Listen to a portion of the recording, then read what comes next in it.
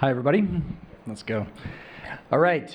Who's heard these terms? AI powered, AI enhanced. Wow, everybody raised their hands. That's awesome.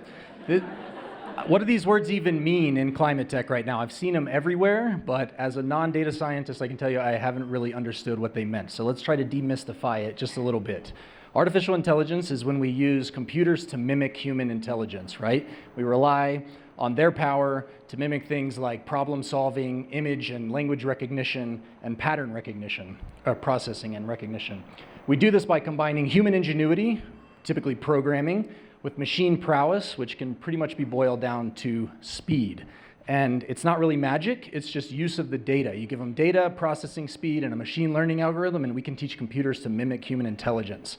Machine learning is pretty much the meat and potatoes of human intelligence, and that is where climate tech is focused by far. ChatGPT lives down here with natural language processing, since I know you guys are all wondering about ChatGPT. There are some AI providers, there are some climate tech companies that use AI, and there are some specialists in climate tech AI right now.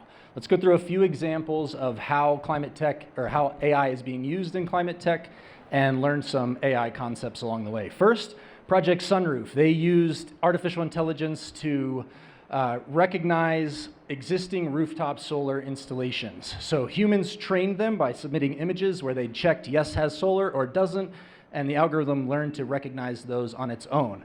We gave the machine 33,000 images. It then went on to process about 1 billion satellite images and recognize solar systems in a fraction of the time that would have taken humans. That is a type of machine learning known as classification, which is helpful when you want the machine to categorize your outputs, such as this house has solar and this house doesn't have solar.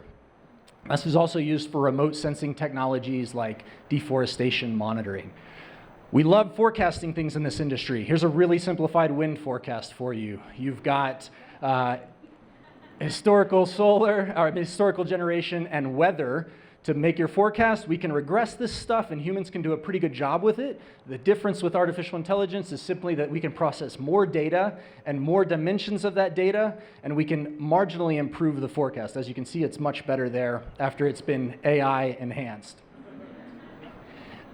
The cool thing about these forecast machine learning algorithms is that they improve upon themselves over time. So this one will look at actual wind generation, compare it to what it had forecasted in that moment, and then use that intelligence to make itself smarter over time. That's called reinforcement learning.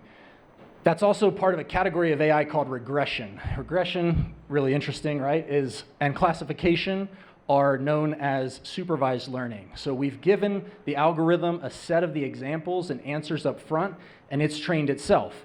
The other type is unsupervised learning. So instead of giving it images of solar installations or an actual wind generation amount, we just dump a bunch of data on it and we tell it, what can you tell us about this? You figure it out.